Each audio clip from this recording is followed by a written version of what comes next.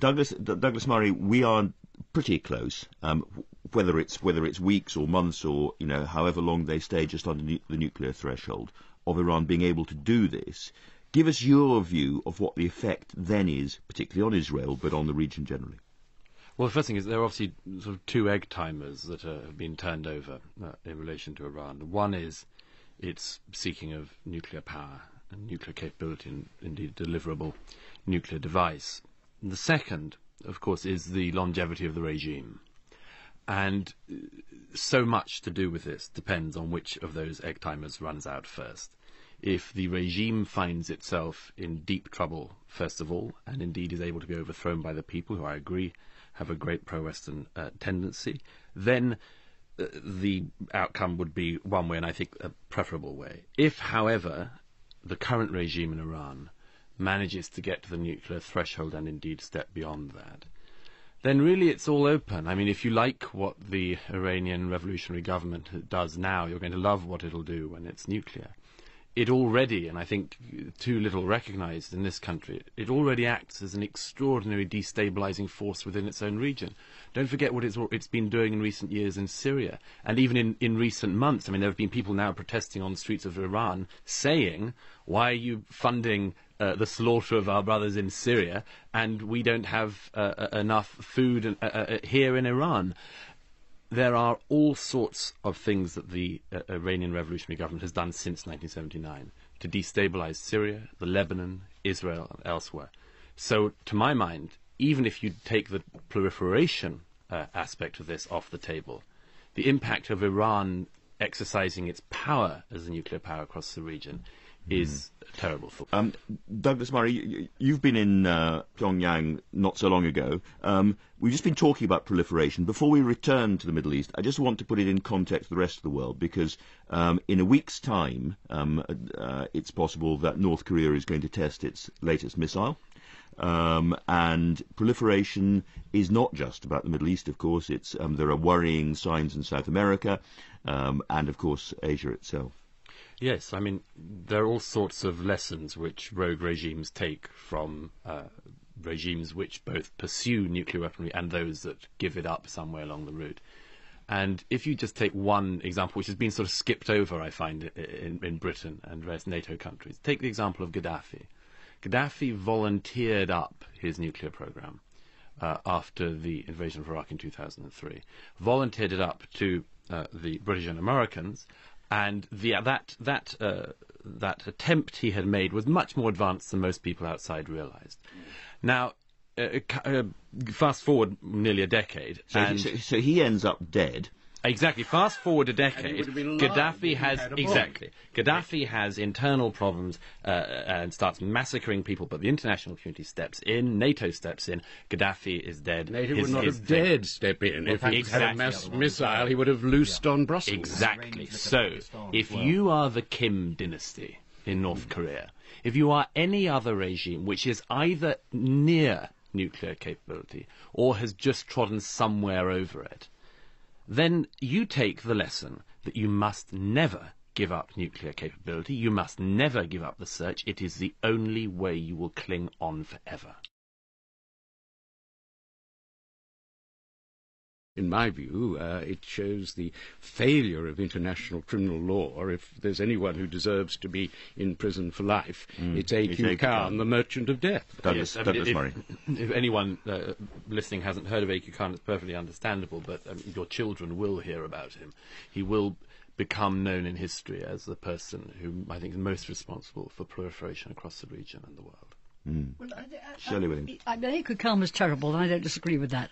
But I don't think that believing that getting rid of the NPT would in any way help. The only chance we have of a world which begins to get control of nuclear weapons is by way of international. I agree about international law.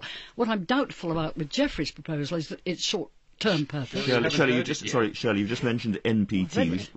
We should again explain. NPT, Nuclear Proliferation Treaty, about the only thing that the world has got at the moment, which is supposed to stop this terrible problem spreading and spreading. And I just wanted to say that I think, in fact, it has been more successful than most of, not completely successful, of course not, but it's more successful than some, at least, of our interlocutors in this table suggest, because the fact that Iran is still a member of NPT is one of the reasons why I think it is not about to pass the So threshold. states have a choice of being part of this, which means nuclear inspections. It means a huge number of inspections. In the case of Iran, a huge number of inspections. I'm sorry, Shirley. Iran just refuses to allow the inspectors into Parchin. It's believed that Parchin is, and they have a lot of information that Parchin military base in Iran. They have in fact just said that there will be an inspection of Parchin. It's a military base. But let me just finish my argument. Can I just before you do that, Shirley, to explain to people, if you don't join the NPT, if you say I don't want any part of this, right, what then happens? What's the sanctions? Well,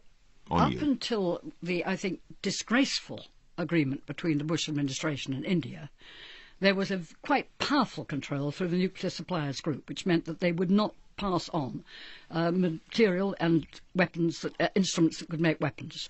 That was broken by George Bush. I think it was a dangerously irresponsible thing to do, and he agreed to allow India to breach the NSG. So the real problem with the NPT at the moment is not that it doesn't exist, it's not that it doesn't inspect, it's not that it hasn't got some very excellent inspection teams. It is that there are 3 countries outside it. 4. Well, 4 if you include North Korea. The 3 countries outside it are India, Pakistan and Israel. And I agree with Geoffrey, there's a real element of hypocrisy in all 3 countries in their attempts to suggest that somehow they're on the right side of the nuclear issue. If you get rid of the NPT, as distinct from trying to improve it, what you will do is considerably worsen the position. The world is full of potential AQ cons. So far they have not got very far because they have mostly been stopped before they could get anywhere. But if you get rid of that structure, God help us, because we then are in a world of anarchy, and I think that would be insupportable. And is this the answer, Douglas Murray, to the, a lot of people, we've experienced, 60 years of, as it were, nuclear balance and MAD, and there hasn't been a nuclear war. And there is I think among a lot of people there's a general feeling that nuclear weapons have kept the peace and that we can therefore somehow relax about this. Oh yes, absolutely. I think there's a degree of relaxedness about it, and indeed about a lot of this conversation, which is very troubling. I mean, most people's paradigm of this is the Cold War, is a standoff between the West and the Soviet Union, is the idea that rational actors were aware that at the ultimate resort it would be annihilation on all sides, and it wouldn't be worth it. If you take even of the countries that have just been mentioned, leave North Korea out for a second, you take Israel, and Pakistan and India. These 3 countries have, I would argue, a situation which is not too dissimilar from that.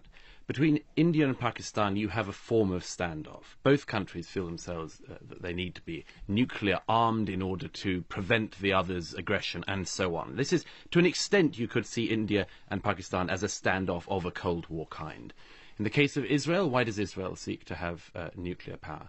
Because every few years, until it was a nuclear power, its neighbours en masse went over its borders, invaded and tried to eradicate the whole state. Now, you could argue that since Israel has been nuclear, its neighbours haven't tried to do that. They've tried to do it in unconventional ways, but not in the conventional way of rolling tanks all over, because they knew that could be endgame. So for Israel, this is a deterrent of that kind. The problem you get once you get towards Iran going nuclear and everyone else in the region going nuclear is that with all of the animosities travelling in every single direction, everybody has nuclear weaponry pointed not in one direction, but in every direction. What you have then is what I would describe as a Mexican standoff. There are too many tripwires in too many directions. Where by the time the shooting has finished, nobody knows or is around to know who started it. So I would hope, although I fear that Israel will bomb next year, I think that would be counterproductive in every which way. Shirley Williams and then Douglas Murray. Very briefly, I think that it's quite clear, as David said, that sanctions are working on Iran, that there has been a 2/3 fall in the rial, the currency, that they are really serious issues now about people keeping alive, and there's an election coming up next year, not with Mr. his time is gone, but an election for a new president, and it's highly unlikely that the situation with sanctions would not have huge political repercussions. It's already having them. Douglas Murray. If I could just come on this issue of the window of opportunity. The window of opportunity, I agree, is there, and it's been massively lengthened in recent months and indeed years. I've, for about 6, 7, maybe more years now, had conversations of when a strike was going to happen by international forces or Israel or America and so on. The reason why nothing has happened is because something which should be mentioned. There have been massive behind-the-scenes efforts, not only to do with sanctions, but massive behind-the-scenes efforts that have very successfully helped delay Iran's project. Two are worth flagging up in particular. The first is the deployment of computer viruses. Everyone's heard about the Stuxnet virus and so on. These are extremely intelligent ways to delay the Iranian nuclear program. The second, and undoubtedly far more controversial, is the issue of nuclear scientists in Iran, as it were, being assassinated, dying before their time in the middle of rush hour traffic. Now, I have to say, nobody knows who is responsible for this. It could be any number of actors in the region. People tend to assume that it's Israel, but there are a large number of actors in the region who would have an interest in delaying. But do you think that's actually slowed the program down? I think it sends a message, but I don't think the odd nuclear scientist assassinated slowed down. Stuxnet certainly did, but the assassination's not. But the combination of these two things, I agree, Stuxnet is certainly undoubtedly more effective in slowing down. But the combination of these two things does something, which means that the window we are talking about has continually been lengthened. Assassination is outrageous. I absolutely agree. And I mean, Israel talks of a surgical strike on Iran, but the problem is there are 5,000 people working at Natanz. Any strike will kill them. There are 370 tons of uranium hexafluoride in the Iranian facilities. Once you bomb those and a cloud moves in the right direction, you're killing thousands. Just before Douglas responds to that, we should explain that you've actually been involved in, you've watched some of the wargaming, as it were, about what might happen if there was an Israeli strike. No, I can't say I've been involved. I'm sorry, I've got that wrong. I'm sorry, that was David. I beg your pardon. David's been... I've seen some of the projections, as it were, of it, but I don't want to... Same question to David. Yes. Well, I was in Israel recently and I watched them wargame an attack on Iran. I mean, as you know, war game is where everybody plays the parts of different actors. So there are people playing Hezbollah, people playing Iran, people playing America, people playing Israel, and it worked out quite well for Israel in the Israeli war game that I watched. I'm somewhat. See the Iranian war game? No, alas, no, they didn't let us in. But I'm not so sure it would go quite so well for Israel as it did in the war game. I'm certainly wouldn't be one of those. I don't think there's anyone who thinks that any strike by anyone on Iran as the last resort would be anything but extremely messy, both regionally and locally and everything else. But I just raise this issue because the date of the strike, everybody for years has kept on saying, nearly a decade now, has been saying, within the next 6 months, the window of opportunity. My point is the window of opportunity has kept on being lengthened. And there is a reason for this, because neither America under Bush or under Obama, not Israel under any of its leadership, wants this as a preference. Nobody is for a strike. But there are some people, and I would include myself among one of them, who believe that if at the very, very last resort it was perfectly clear that Iran was intending to go nuclear, and after that point the mullahs would be entrenched forever, then it may be necessary to make a strike. Whoever would be involved. That might be Israel, it might be America and Israel, it might be some other forces. But that as an ultimate resort, action should be on the table. Shirley Williams. 2 points right away. The first is that Douglas is quite right about tremendous efforts made, mostly by the Obama administration, to try to stop any kind of strike. I don't think he's quite right in assuming that degree of restraint in Israel. Mr. Netanyahu has used some very, very militant language indeed, and he sees his own electoral prospects. They haven't started a war, though. Actually, Absolutely, he hasn't had the chance to. Can I may I finish? You guys have all had a go. Come on. Its electoral prospects turn to some extent on being seen as taking a very militant attitude towards the Arab world and also towards Iran, which is not, of course, the Arab world. That's very important. He's going to use that kind of rhetoric. I think he was stopped by Obama and to some extent, lesser extent, by the Europeans, thank God. I also think that we are not facing up in this conversation to the fantastic consequences we might get. For example, Iran has got major control over the state of Hormuz, the Gulf of Hormuz. It is capable of... Through which the oil comes. Through which the oil comes, and at the moment we still need oil, maybe not in the future, but we do now. We're likely to tip the whole world into a second recession very, very quickly, and that's going to be a recession that lasts for a very long time. And not least, I think we don't recognise the extent to which Iran is a state much respected by the Shia element in the Arab world, and that means that all through the Middle East there will be acts of terrorism and acts of barbarism and so forth in order to stop this coming about. The consequences are so grave that we really have to stick with trying to get diplomacy to work. Douglas Murray. The consequences are all grey. However, the blackest of all is a nuclear set of weaponry in Tehran under the control of the mullahs. Very quickly, on the Straits of Hormuz, you hear this a lot, so it's just worth mentioning. If the Iranian government closed the Straits of Hormuz, the Iranian fleet would find itself on the bottom of the floor of the ocean the day after. But Douglas, you've left out completely the fact that security people in Israel and in America all agree that it would be most unwise and foolish If to I have may a say strike. so, Shirley, you do listen to the Israeli and American officials that you want to.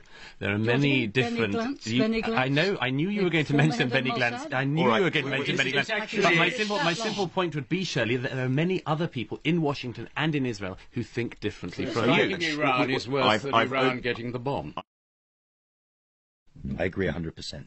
Douglas Murray and then Shirley Williams. I like the idea because anything that gives off a signal, as it were, that this is intolerable, I think is a good thing. But, the old cliche is that the people in the army, and generals, think that force is the answer to everything. In my experience, that's not true at all. But that's an old idea. It tends to be the case that diplomats think that diplomacy is the only answer, and politicians think that you need more politicians. And in my experience, lawyers do think that the answer to everything has an answer in law. And I wish it were the case. Like Lord Justice Leveson, suggesting. It is certainly an aspect of it which I think is very important.